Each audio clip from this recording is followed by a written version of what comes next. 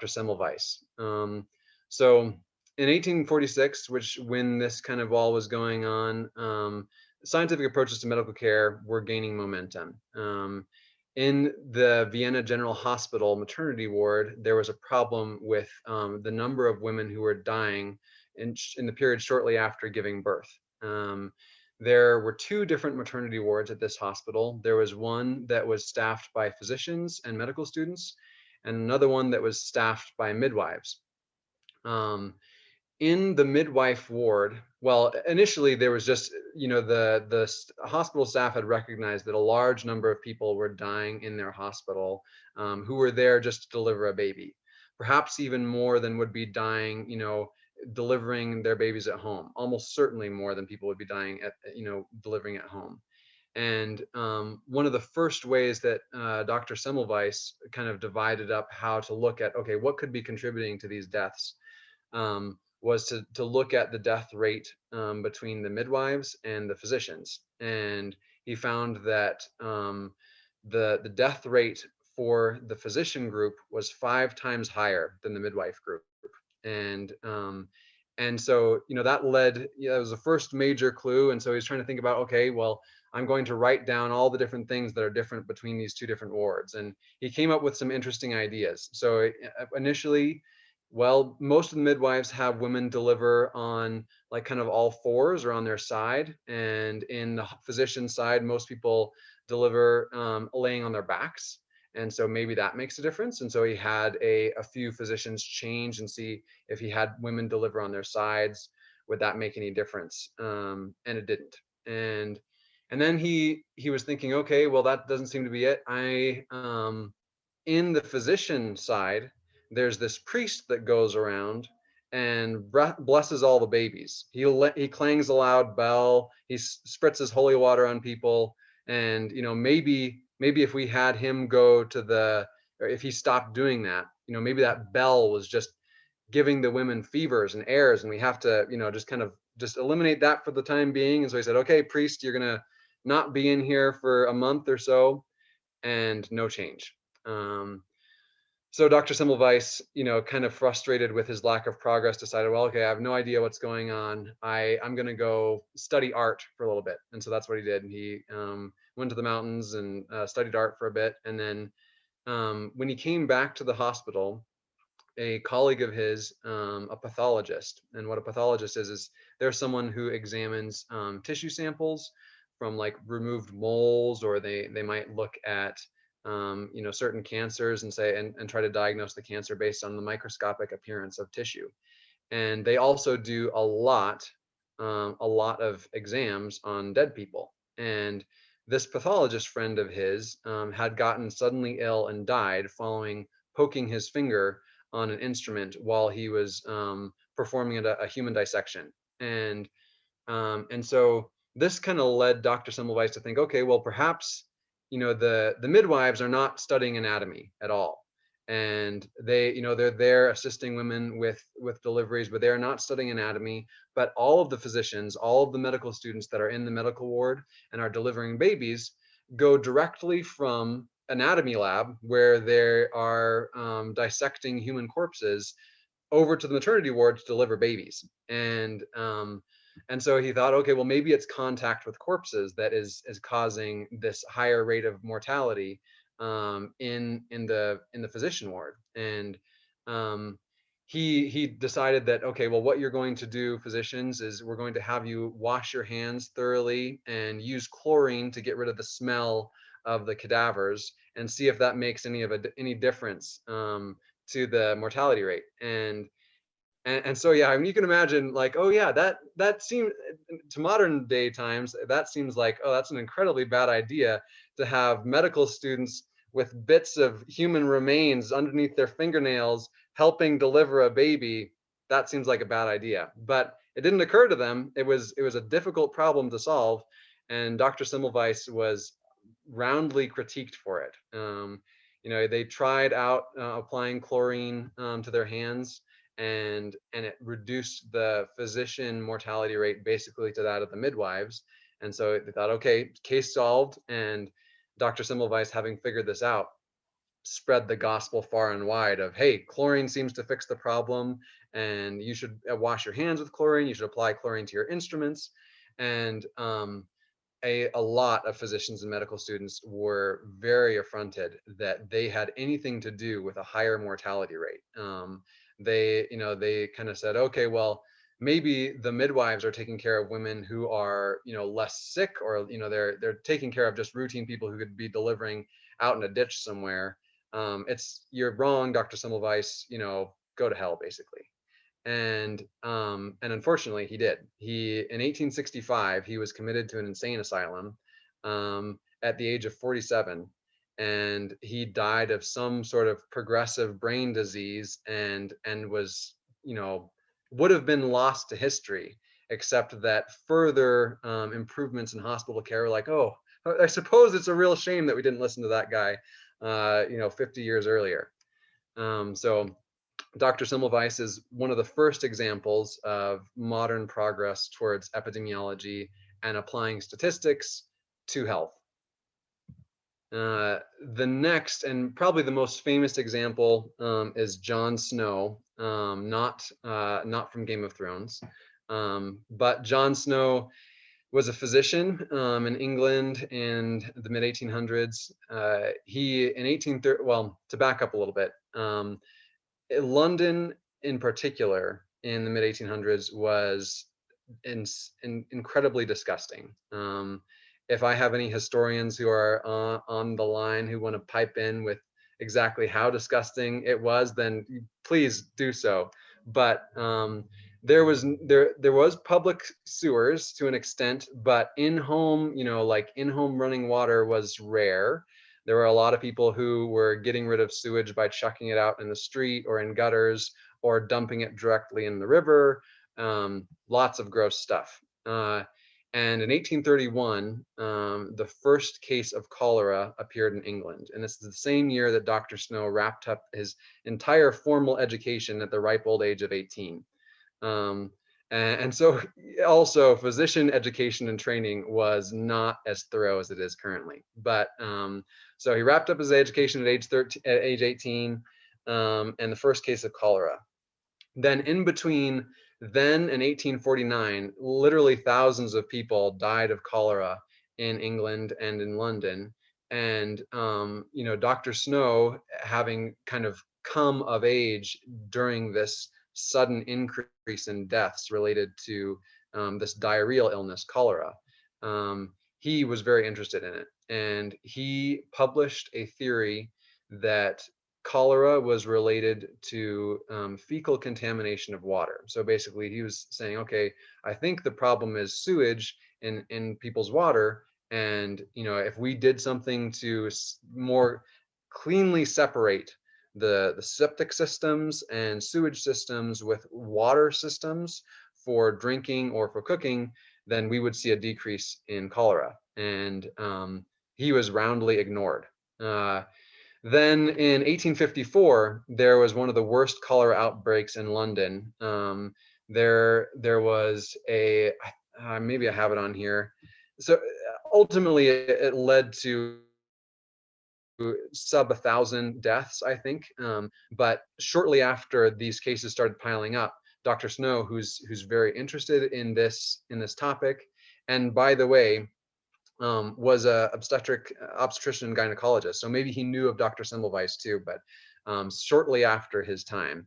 But he kind of inserted himself into the epidemic and said, okay, I'm going to try to do the best I can to prove my theory, and show that you guys are all wrong for rejecting me.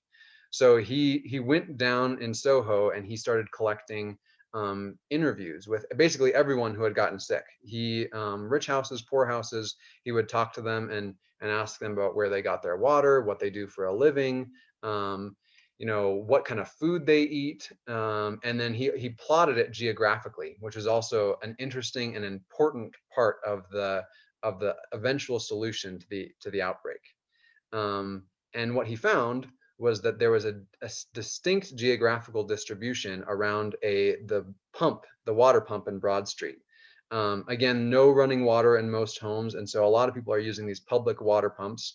And one of these public water pumps seemed to be directly in the middle of most of these cases of cholera. And so he encouraged the authorities and said, "Hey, I think that it's contamination of this water. I'm begging you, we should take the handle off that pump, so basically no one can use it. They'll have to go to further pumps and just see if it makes a difference." And they did. In September of 1854, they took the pump handle off, and cases of cholera basically disappeared. At least in that outbreak, it made a huge difference. And so Dr. Snow thought, okay, well, case solved. Y'all should believe my theory now. Not the case. The Board of Health in London said, nope, we see no reason to adopt this belief. It's all coincidental. It would have ended anyways. You inconvenienced all these people that have to walk an extra mile to get their water. Jon Snow, you're a jerk. And so they go on with their lives. In particular, there was this one Reverend Hendy Whitehead, who specifically set out to prove Jon Snow wrong. He decided, okay, what I'm going to do is I'm going to re-interview a lot of the people that Jon Snow talked to, and prove that this was divine intervention and the result of the sins of London. And so he did a ton of interviews with a lot of the same people that Jon Snow did, and he published them. And basically his conclusion was, look at all the sin that goes on in this area. And unfortunately for him, one of the interviews that he conducted was with a young mother whose infant son had contracted cholera before the outbreak had begun, and who cleaned his diapers in the Broad Street pump. And so basically the same pump that they were using to get water out of, she was scraping all of the baby poo off into like a spot like 3 yards away from the pump. And it was sinking, straight down through the groundwater into where the pump was getting water from. And then after this Reverend Whitehead published his interviews, Jon Snow pointed that out and said, hey, this was before the outbreak. This is the cause of the outbreak, likely. And then finally people recognize, that, okay, yeah, you'd done a lot of important work. Your theory was right. Cholera is likely due to fecally contaminated water. The third example is Florence Nightingale and the Crimean War. Nursing in the 1800s. So I'm a nurse. I'm a registered nurse. Currently, I'm a nurse practitioner. Nursing is close to my heart. On most of these slides, you can get all of the information that I basically have on here from the one link that's on the slide. And Jeff or Chloe, feel free to share. I can send them to you. You can share them if you want. This one might be, it's a little bit mixed. Some of it is it may not everything be on this slide from this one link. Most of it is from this one link though. Nursing in the 1800s was very different from the modern profession. Nurses were not, they were not credentialed in any specific way. Many times, to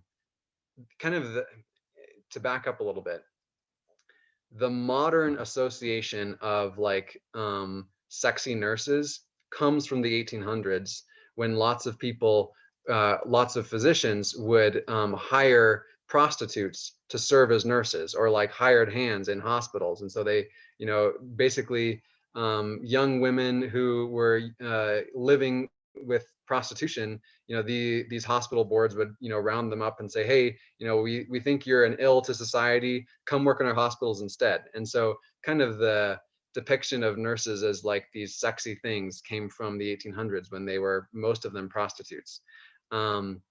Florence Nightingale was exceptional in lots of different ways. Her parents were wealthy people who lived in, I think, around London, and she had received access to a formal education, but then kind of as she wrapped up, kind of finishing school, her parents were like, all right, any old time to get married, settle down, give us some grandkids. And Florence was not interested in that at all. She was very much interested in mathematics and also in improving the welfare of other people. And so she wanted to become a nurse. Some of these hospital boards that were kind of certifying prostitutes as nurses, Florence Nightingale would kind of ask them to develop a nursing curriculum, which they did. She also she continued to study mathematics and in particular statistics, and she was, because of her connections and high place in society, she was recognized by people in parliament. And when there was this terrible situation with the Crimean War, where lots of soldiers were dying in the hospital, she was sent along with a delegation of like 30 other nurses to this out hospital in Turkey to see what was going on and see if she could reduce the fatality rate of soldiers in this hospital. So this quote here, the wards were vastly overcrowded. Patients were covered with rags soiled with dried blood and excrement. The water supply was contaminated, the food inedible. Sewage discharged onto floors of wards, and dead animals rotted in the courtyards. It was disgusting. And the hospital case fatality rate was 32%, which means if you went to the hospital for any reason, you got a splinter, you got your leg blown off, doesn't matter. You've basically got a one in 3 chance of dying in that hospital. Pretty bad.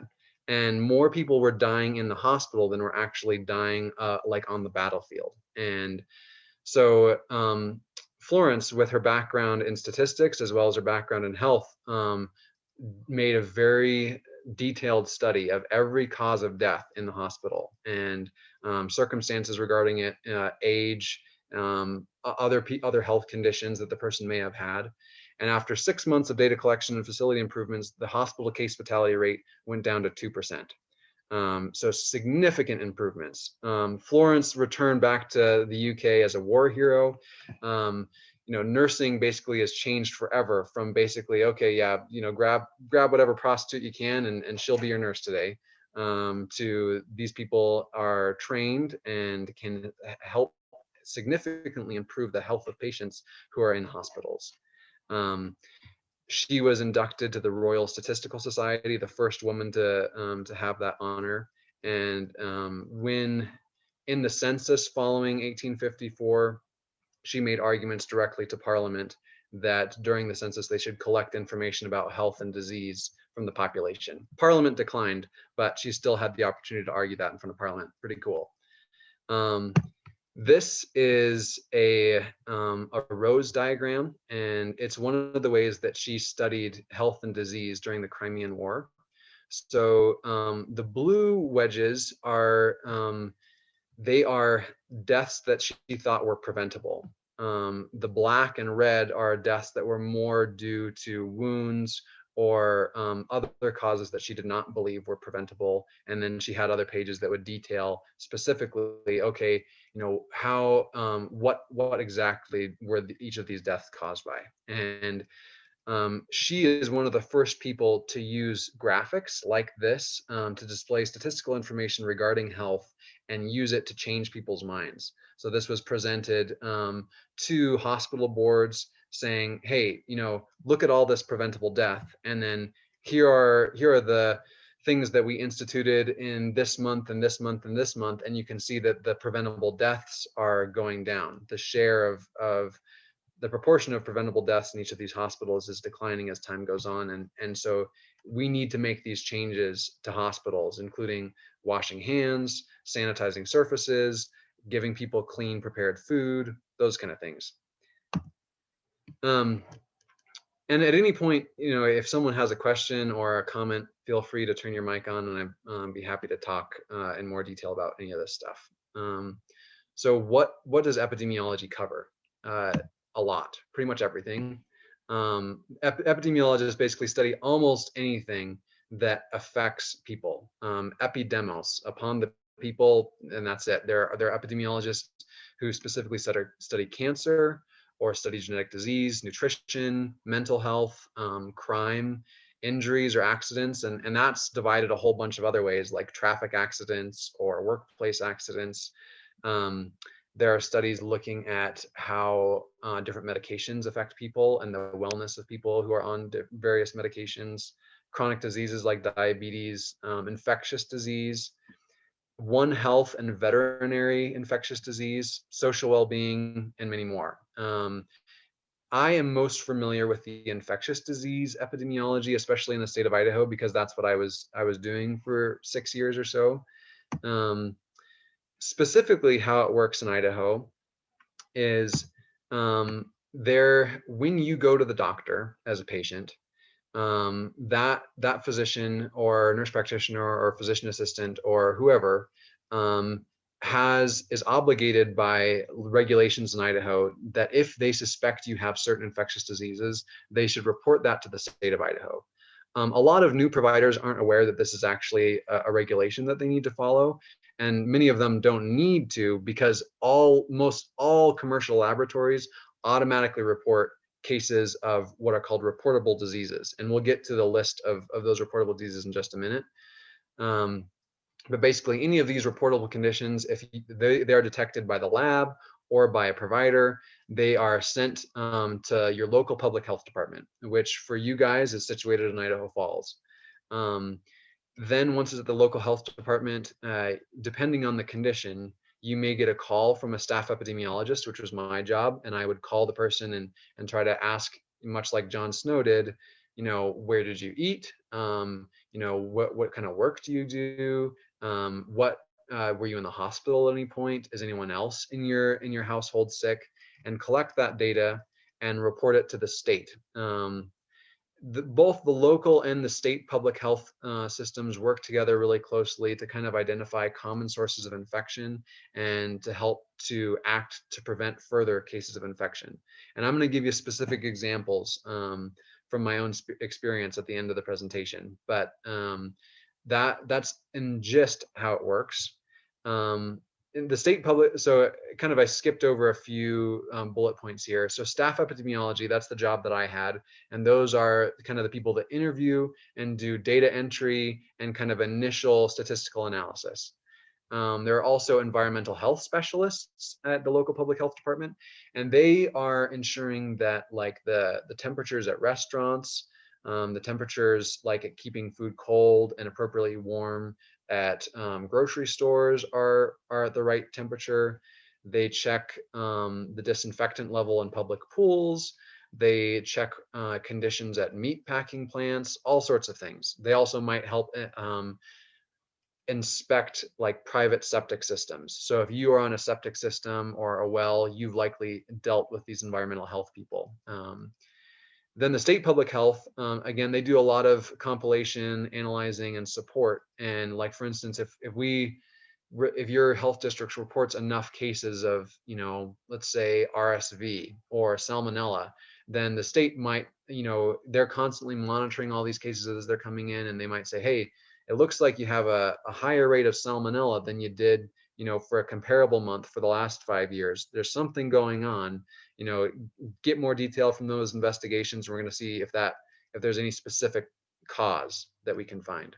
And a lot of times we can find connections to specific events, like with a farming compound in other states. Like we can find, okay, yeah, they had a worker who was defecating out in the fields picking spinach, and all that spinach got shipped to these states, and every state that got that spinach shipped to it, there are people that ended up with salmonella, and that's why y'all have bloody diarrhea. So it's kind of gross, but that's how it gets made. That's how it's done. You end up asking people a lot of personal and detailed questions about the quality of their bowel movements in this job, and I absolutely loved it. Like I said, so the state public health department, the state public health entity also has the state laboratory. Our state laboratory is part of the laboratory response network for the CDC. It is our folks at the state lab, which is in Boise, kind of near the botanical gardens. If you've ever been there, it's just like kitty corner to the botanical gardens. They are incredible. They do laboratory monitoring for the entire state. So they inspect laboratories and ensure that they are giving people accurate results and have safe laboratory practices. They educate providers. They also process high-risk pathogens and pathogens that need to be genotyped or have special tests. All those things go from your commercial lab or your hospital lab almost uniformly to the state lab for analysis. And then information from the state public health lab and the state public health department are sent on to the CDC, and they do further compilation, analysis, and support. They run the laboratory response network. They also run the health alert network, which is like a messaging system that can contact providers, um, other laboratories, hospitals. And then the CDC coordinates with the World Health Organization, which kind of is the global epidemiology public health entity. Idaho public health districts are divided into 7 districts. You guys are in District 7. Sorry about the low quality of the image, but yeah, this is your District 7. When I was working as an epidemiologist, I was working for Health District 6. This is a bunch of different interesting documents that you can check out yourself if you are more interested in this topic. I'm gonna X out of this. Oh, come on. Sorry, one moment. So I'm gonna go through a few of these resources kind of briefly. So this is the Idaho Reportable Disease Regulations. So this includes all the information about where your local health departments get the legal authority, for instance, to issue mask mandates or to take other public health actions. They also give us specific information about, like, if there's an outbreak in a long-term care center or a school, what kind of interventions are usually recommended. There's information for how daycare facilities, food service facilities, schools all should respond to certain conditions. And then just to give you kind of an example, this is AIDS, and they give you kind of the reporting requirements, how quickly you should report something, what the investigation should consist of. So each reported case of AIDS must be investigated to obtain specific clinical information, to identify possible sources, risk factors, and contacts. So for instance, in Blackfoot, about a decade ago, there was an outbreak of HIV related to injection drug use, and so people in my job, or my former job, would call these people or go out to their houses and ask them about, okay, who have you used drugs with, who have you had sex with, and then use that information to notify other people who would benefit from a test. Again, it's very personal work, and it's parts of it can be pretty upsetting, but it's really important because it also helps to track down cases to prevent the spread of all sorts of things, from HIV to amoebiasis, or even rabies, anything. There's health rules for anthrax, for instance. Yeah, this is a really interesting document if you are interested in health regulations. Idaho is fantastic for making all of these public. Check them out if you're interested.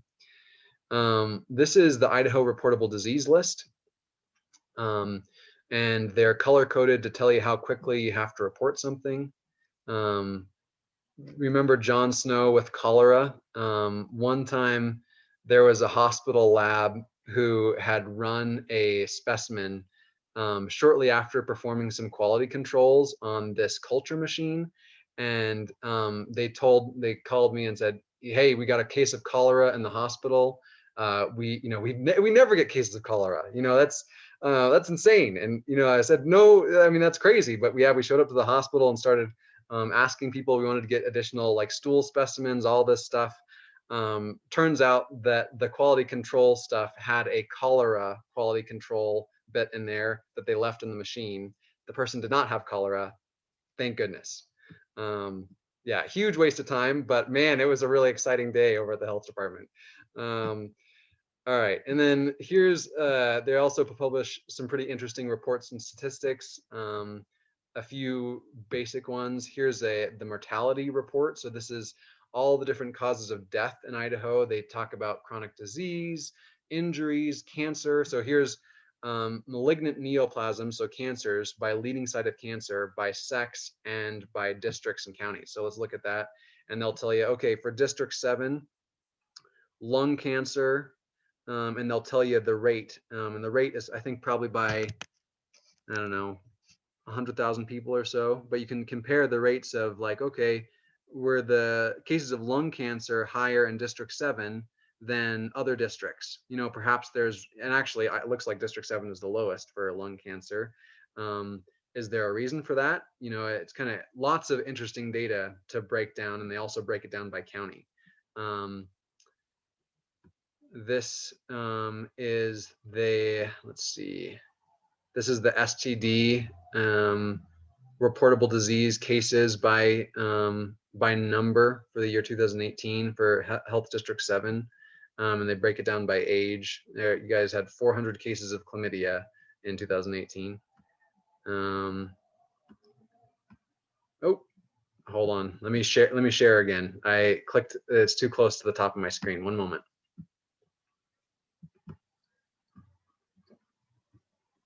Yeah. And then this is the annual report for the Department of Health and Welfare. So they talk about other infectious diseases. These are overall reportable diseases. Everything from that list in fiscal year 2019, there were nearly 15,000 cases reported across the state. And then they'll talk about different outbreaks. Outbreaks in 2019, there was influenza outbreaks, salmonella outbreaks, Shiga toxin E. coli. If you remember Jack in the Box with that E. coli strain that was killing people, you know, a decade ago or so, that's Shiga toxin E. coli, Campylobacter, and norovirus. A lot of diarrheal illnesses. They give you bloodborne diseases. So anyways, it's really cool that Idaho publishes this stuff. I haven't been able to find it quite as accessibly for Utah, where I currently live. So by all means, check this stuff out. Let's see. Then just a few more things. Here's some of the CDC organization. So here's CDC's organizational chart. So in addition to studying infectious disease, so here's the director, Robert Redfield. They have a director of public health service and implementation, public health science and surveillance. So these are people who are doing data collection, getting information from labs and hospitals. A deputy director for non-infectious disease. So that might be like, for instance, birth defects, chronic diseases, environmental health, toxic substances, lead, whatnot. And then there's also infectious disease. So, I mean, yeah, there's an epidemiology of all sorts of different diseases. Again, I'm most familiar with the infectious disease stuff for Idaho, but it's all really interesting. Just for one example, here's the chronic disease prevention division, and they have, you know, cancer prevention, diabetes prevention, heart disease, stroke, oral health, population health, smoking, nutrition, physical activity, obesity, reproductive health, a ton of different stuff. Here's some more information on the Health Alert Network and the Laboratory Response Network, which we talked about. Idaho, the Idaho Public Health Lab is part of that.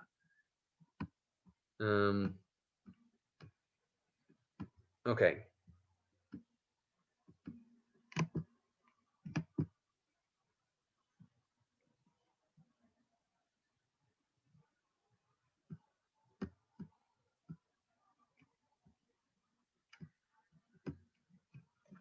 Story time. I've got a couple different cases that I can talk about. We've got about 15 minutes left. I can take questions or I can tell stories, whatever you guys want. I've got a TB outbreak in a daycare, some raw fast food, some dirty syringes, and a wave of syphilis. What y'all interested in? How exciting. Go ahead, everyone. If there are any votes, go ahead and unmute yourself and give us your choice.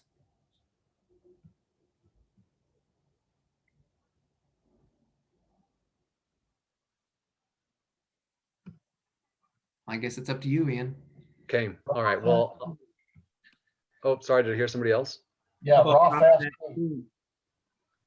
Raw fast food, I heard. I'll talk about that one first.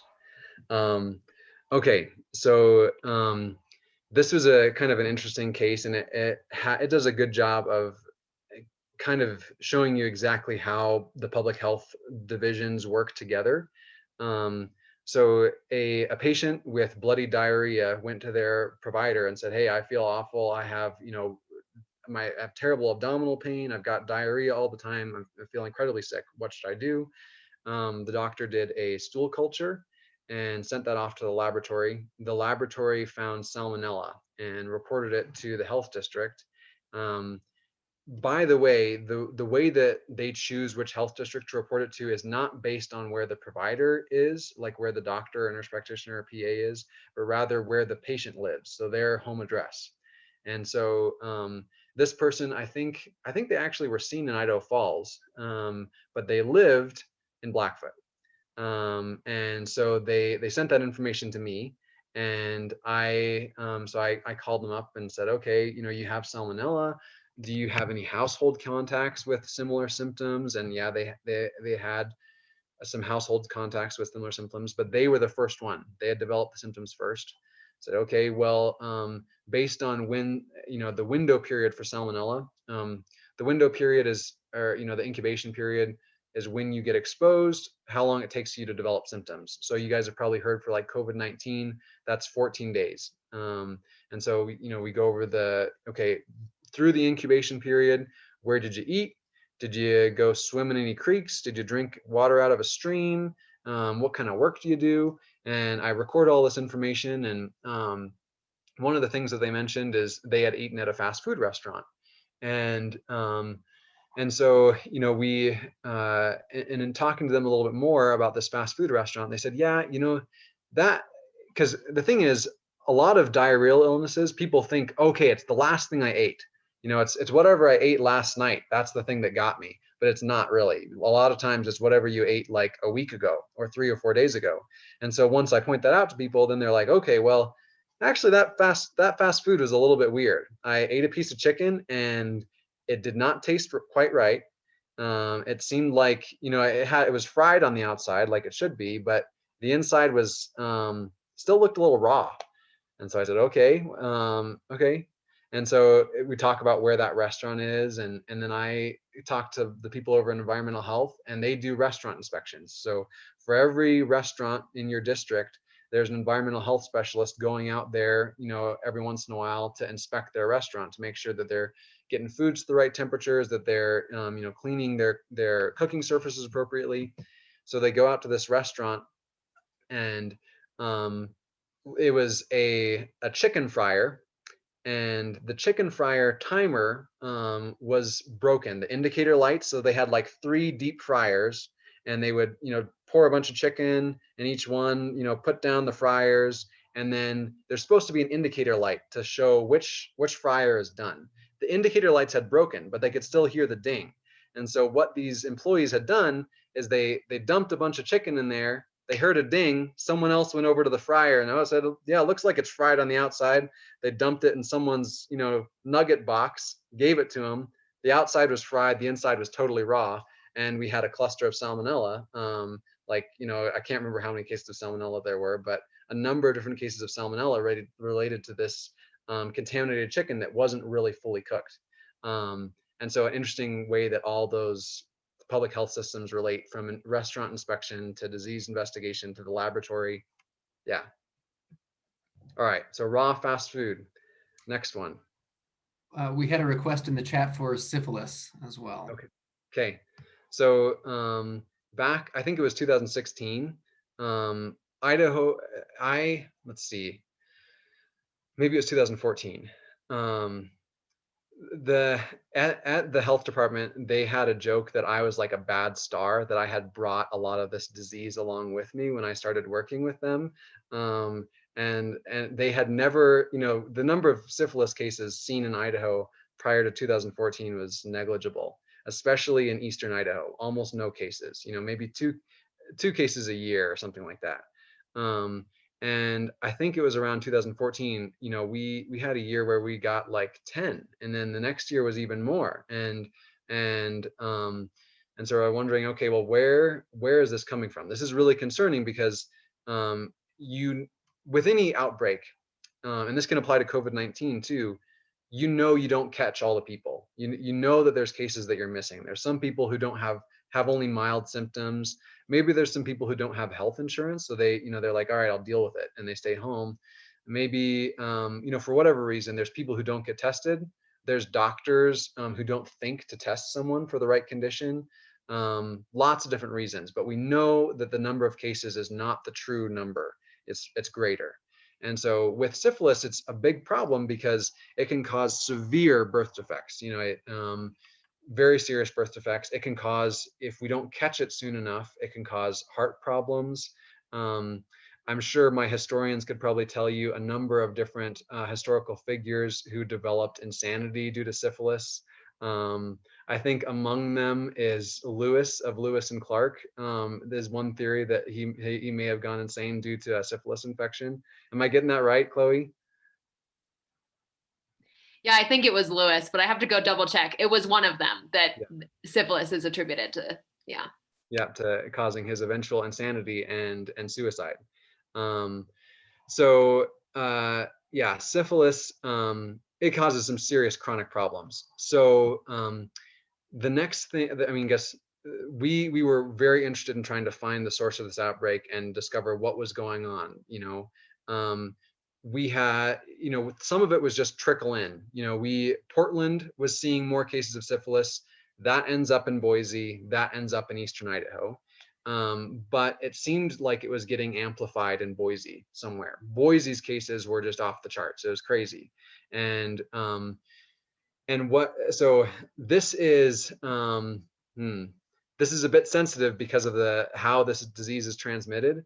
But there was if that kind of thing bothers you, I'll try to be relatively mild in my portrayal. But this is my job, as I was asking all these people, who are you having sex with? How many sex partners? Where are you having sex? You hear all sorts of interesting information. A lot of the investigations, they were telling us that they had met sex partners at this adult video store in Boise. So it ended up being this adult video store that a couple different swinger groups were meeting at, that large numbers of people would be having like sex with people met at this video store, and then they would be coming home to Idaho Falls, to Pocatello, to Arco, wherever, and then they spread it around in the communities. And the thing is, these people weren't trying to do harm, of course. They didn't want syphilis as much as the next person, but it is, seemingly insignificant things like a new adult video store opening up in Boise can have massive down trickle effects. And it's just interesting how we are all connected.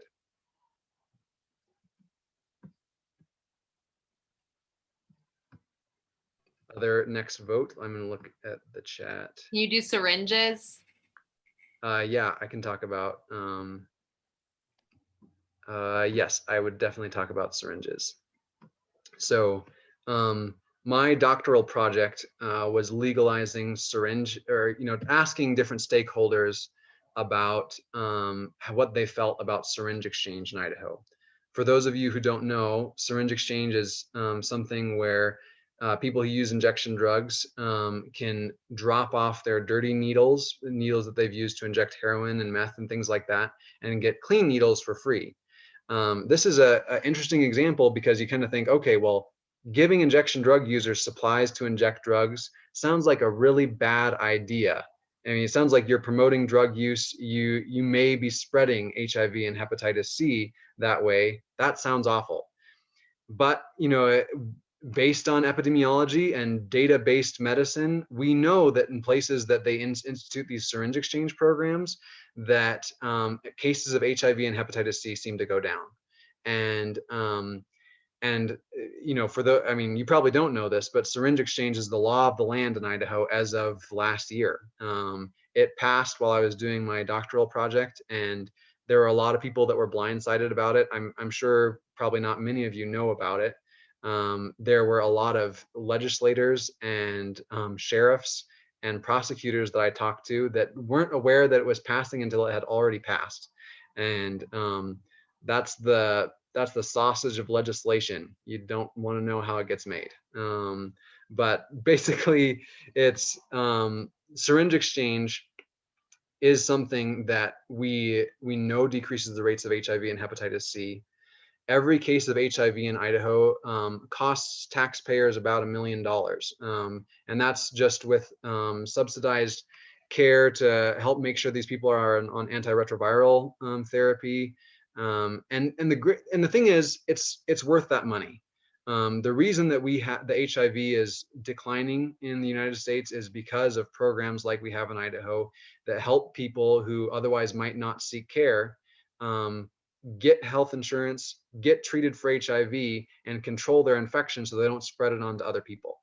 Because as many of you may be aware, it's very difficult to legislate behavior. And people who are in desperate circumstances, people who are injecting drugs, they may not choose to stop injecting drugs, based on something as abstract as, spreading HIV. They are seriously addicted, and that's not the top priority to them. And so syringe exchange passed in Idaho, and the data is, we still don't have the data yet to say whether it's making a dent in HIV and hepatitis C infections, but we think based on other jurisdictions and other states that it's going to make a big difference as far as how HIV spreads, how hepatitis C spreads in our state. Hepatitis C is one of the most common causes of liver transplant and liver cancer in the nation. The potential to reduce the number of cases based on injection drug use could save us millions of dollars, and so that's why it passed ultimately. So the last example I have is TB daycare. We have about 3 minutes left, so I just want to check in with Jeff or Chloe to see if you guys have any announcements or anything that you need to say, or anyone has any other questions. Go ahead, Ian, and we can, I don't know what your schedule is like, but we can go beyond 4 o'clock if we need to. Go ahead and tell the story, and then we'll open it up to questions after that. Okay, right on. So in the United States, there is a visa system where most people who come into the country are evaluated for infectious diseases, and TB is one of those diseases that people are evaluated for.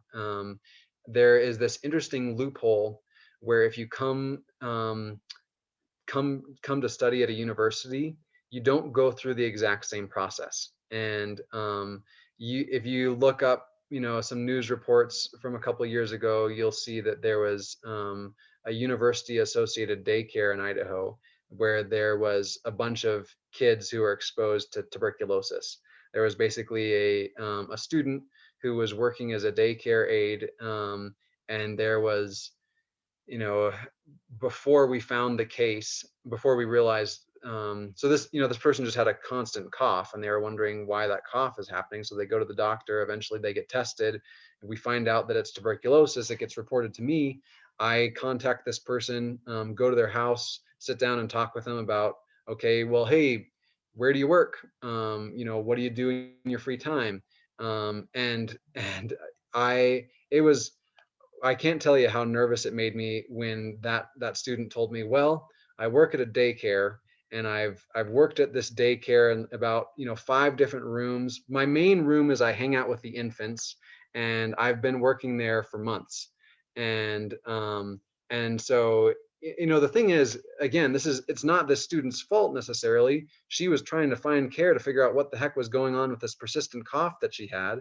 But man, that kind of thing is just horrifying. And so the value of public health and epidemiology is, without kind of someone sitting down with this person and saying, hey, what do you do with your life? The doc who tested her, they're not going to go into that detail. You've been to medical appointments, you know how brief they are. There's not time for that. And so public health specialists and epidemiologists, their job is to kind of sit down and find these connections and find risks, that other people might be getting exposed to tuberculosis. And so we tested, I mean, I can't tell you how unpleasant it is to, poke a bunch of infants and test them for tuberculosis, but we tested a lot of babies. We tested a lot of kids, and thank goodness tuberculosis is a low, I mean, it's airborne spread, but it's not as virulent as something like measles. If you're in a room with someone with measles, you're going to get it. If you're in a room with someone with TB, you might not. And there were no cases in children due to this exposure, which was incredible. It was, we tested these kids a couple different times over months. We had this, the student who was the original case, isolate in her home for months and do distance learning. So, I mean, again, she's a university student. She couldn't go to class during all this time. And you can just imagine how difficult it is to, you don't want to lock somebody up. It's really difficult to lock somebody up who hasn't done anything wrong. And so you have to encourage and coax them. Hey, don't go out. Don't go to that party. Don't hang out with your friends. Don't go to class. And now we all know how difficult that is with COVID-19 too. And that's why it's spreading, is it's incredibly difficult to encourage people to protect other people's health. And it takes a lot of dedication. It's not their fault necessarily. It's to a certain extent, it's human nature. And for when public health is well funded, and when we have a lot of resources to focus on, like one person to say, okay, yeah, you have a job that you need to go to pay your rent, otherwise you'll be homeless. We basically paid for this person's rent so that they could stay home because they couldn't be going to work. Think about that as far as like people who are reliant on tips for their paycheck. Someone who's living paycheck to paycheck, they work in a restaurant somewhere, they're reliant on tips, and some epidemiologist calls them up and say, hey, you've got salmonella, you got that bloody diarrhea stuff, you need to stay home. And they say, well, I got to feed my kids, and if I don't go to work, then I'm going to lose my job, so I'm going to say sure, and then hang up with you and then go to work. So you can see there's just a ton of different challenges related to vulnerable people in our population who basically have to make hard decisions about, do I go to work or do I follow public health order? And the better protected people are, the more we take care of our most vulnerable, the more they are capable of following public health orders and doing the right thing to keep us all safe. And that's why this COVID-19 thing is so tragic, because there's plenty of people losing their jobs. There's plenty of people, who want to continue going to work and keep their job if they have a good one. And if they have a cough, they're kind of really wondering, okay, well, should I tell my employer or not? So again, there's huge social challenges with epidemiology and public health. And that TB daycare thing was just, it really opened my eyes to how difficult it can be to really encourage someone to follow public health orders. And so, yeah, I have to say that your District 7 Public Health Department is fantastic, and they do difficult work trying to convince people to follow public health orders to keep everybody safe. And that's my talk on why epidemiology is important. The end. And a fine ending. Thank you, Ian. That's wonderful. Let's a lot of fantastic information here. Obviously, timely. It's always timely, but even more so now. Let's go ahead and open it up to questions. So go ahead and unmute yourselves if you have one.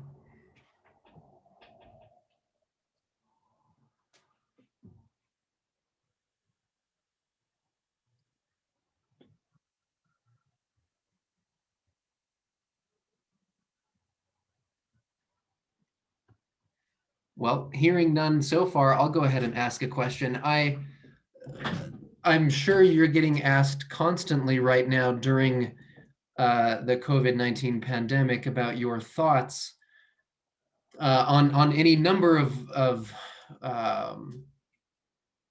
aspects of the pandemic. I guess my question is there a story out there, or is there an aspect of what people can do or what people should know about COVID, what you would like people to know that is not getting reported as much, or that you think people don't understand? Yeah, that's a good question. I think a couple different things. There's unfortunately, people in public health come from all political stripes, and it has been very unfortunate to everyone that I know who works in public health dealing with a a kind of a public health issue that's become such a partisan issue. It's, the thing is, regardless of what your politics are, you think, okay, follow the science, do the things that are going to help us, to end this thing. The difficult part comes in epidemiologists like me. Sometimes we get laser focused on like, okay, there's this infectious disease problem. We know if we keep everybody home, then we can slow down the infection rate. But other epidemiologists, maybe from like violence against women or like interpersonal violence, will say, hey, you have all these people home. Their employment may have changed. Their kids aren't going to school. We're gonna potentially have more domestic violence, and that's why it's so difficult from a public health perspective to move forward with confidence to tell people, okay, yeah, the stay-at-home orders are the right thing to do. And I think that's where some of this controversy comes is, what's the best public health action to take to reduce, the risk to everyone, whether it's from COVID-19 or whether it's from isolation orders or what have you. I think I had an opportunity to interact directly with some people who work at the CDC, and I would say that in general they are, well, actually in every example that I know of, they are incredible. They are incredibly dedicated people, very smart, and stuff like this keeps them up at night all the time, wondering, if they recommend masks, is that going to worsen asthma? Are we going to end up with more people with asthma in the hospital, or whatever? And they wonder about all these things. And ultimately, I think most of the things that end up recommended by the CDC are really sound and are based on really careful thought about what's the best way to reduce morbidity, which is just illness, bad things happening to people, and mortality, deaths.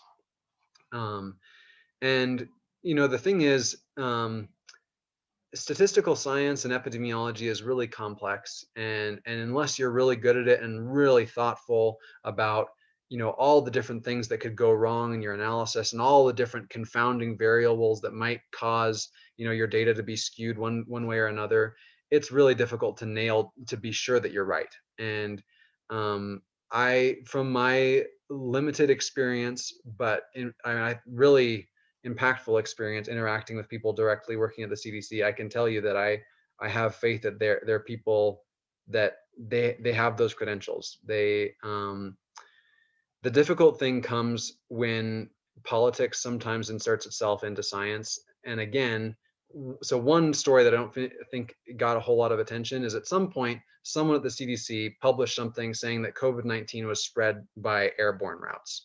We've all been told it spreads by droplets. It's going to go 6 feet and drop straight to the ground.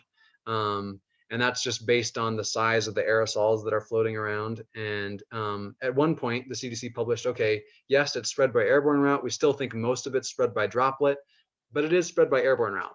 And then the following day, it was taken down. And there's been some speculation in medical circles that maybe the reason it was taken down was interference from politically motivated people saying, okay, we want the economy to recover. We don't want people freaking out about airborne spread. Take that down right now. There might be, I think there's good evidence that there's potentially airborne spread. I think that's one aspect that's not gotten a lot of attention. I think certainly masks seem to help. There's good data that masks help. The CDC is recommending them, but it's not everything. Ultimately, large crowds of people in masks, there's still risks.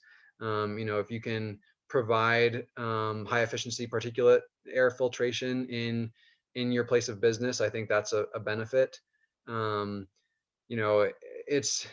It's all complicated, and any recommendation has potential unintended consequences. But I think that's one interesting story. I'm going to share my screen again for a minute and just kind of demonstrate why I think another story as well, is COVID really serious? And the answer is yes. In case this came up, the CDC has published some interesting charts based on excess deaths for for this time period, basically February to the present, based on what we typically see in comparable years. So this is the weekly number of deaths from January 2017 up until the present.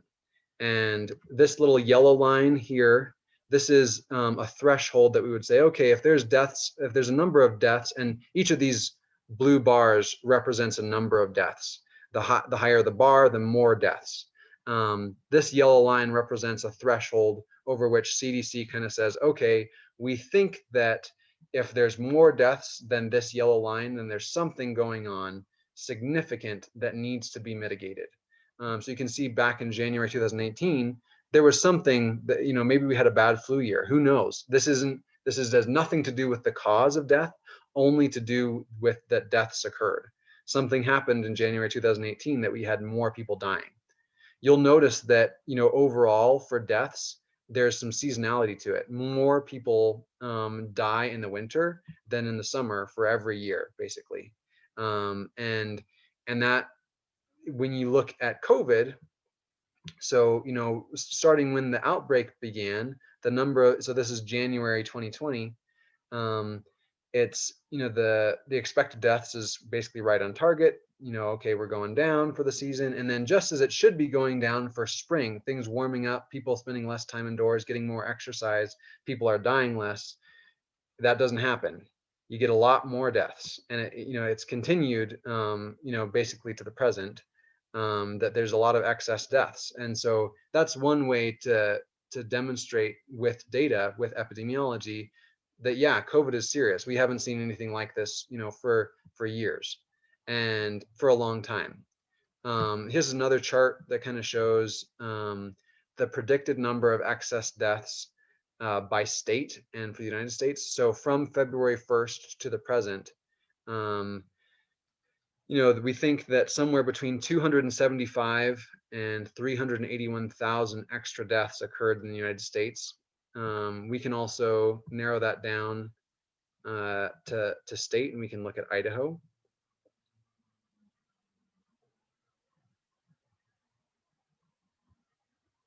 If it will let me do that.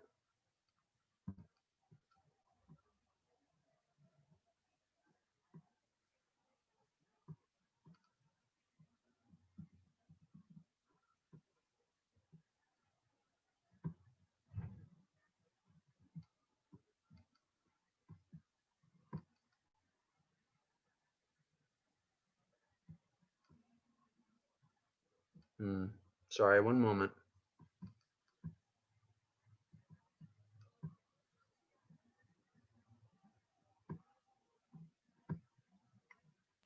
Can you do it in select jurisdiction over there on the right? So I got it finally. So let's see if we, so here's Idaho. So, Idaho's done pretty well during this pandemic, all things considered, but somewhere between, about 700 to 1,500 extra people died since February than what we would expect. That's not an insignificant number of people. Utah's pretty comparable, somewhere between like 800 to 1,800 extra deaths. And, but when you add it all up for the United States, 300, this is Texas, but for the entire country, somewhere between 300 and 400,000 extra deaths, pretty dang significant. Any other questions?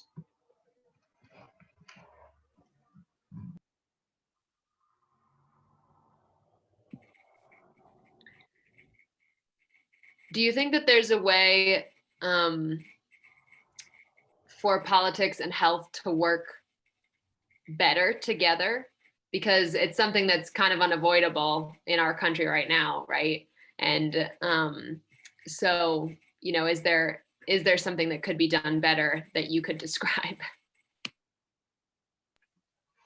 Yeah, I'm not sure. I think ultimately, it's people. I strongly believe that people should self-govern, and part of that, is accepting. I mean, sometimes preserving life is not the only important metric. I mean, that sounds callous and weird, but there are other values in society besides just preserving life. And so every society has to weigh it individually.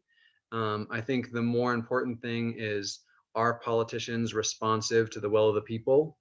And that's a whole different ball of wax. But I think, if the people say, yeah, we want to do everything we can to prevent every excess death from COVID-19, that should happen.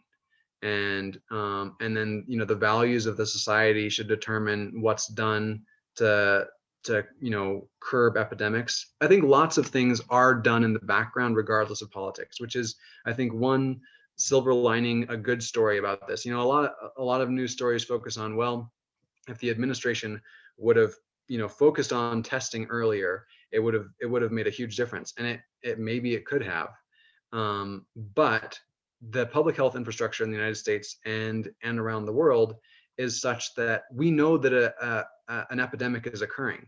If you think about, like, the 1918 Spanish flu, like, you don't notice that an outbreak is occurring until there's a ton of dead bodies piling up. We knew an outbreak was occurring before there were dead bodies piling up.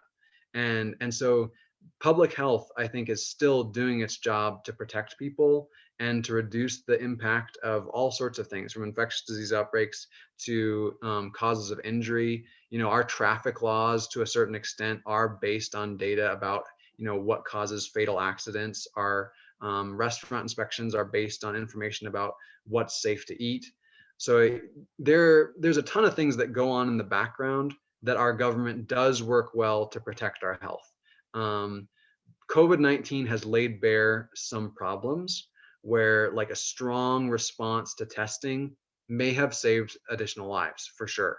Where there's so many people with COVID-19 who don't show many symptoms.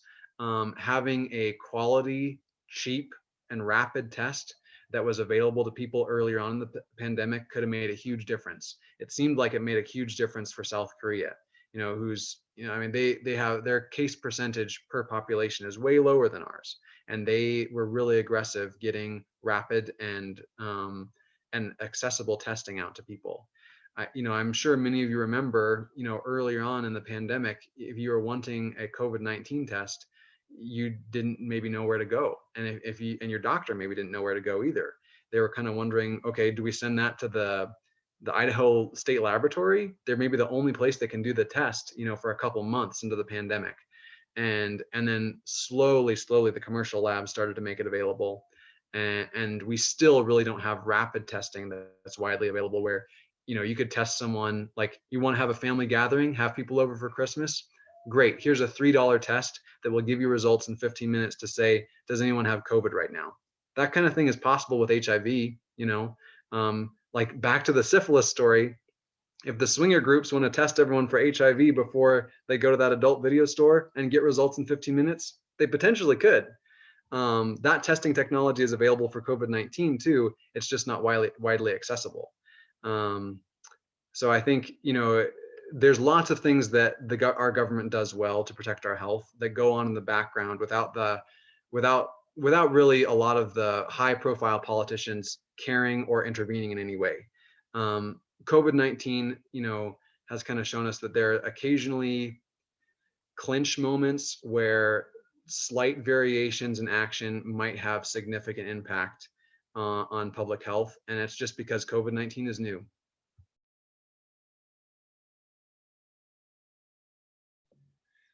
Thanks, Ian. Thanks for that perspective. And I, on behalf of everybody here, wanted to thank you for the time that you've given on your day off to come speak with us today and share this important information. I think there's a lot to think about, and we are recording this session. If you would be willing to send your slides, we appreciate that offer. We will send those around to to this audience and to our members as well. So as we like to do, then I will suggest that everyone go ahead and unmute yourselves real quick, and we can give Dr. Ian Troesoyer a round of applause. Thanks so much. I really appreciate it. Thank you. Nice to see everybody, and happy holidays. Thanks again for having me. Awesome.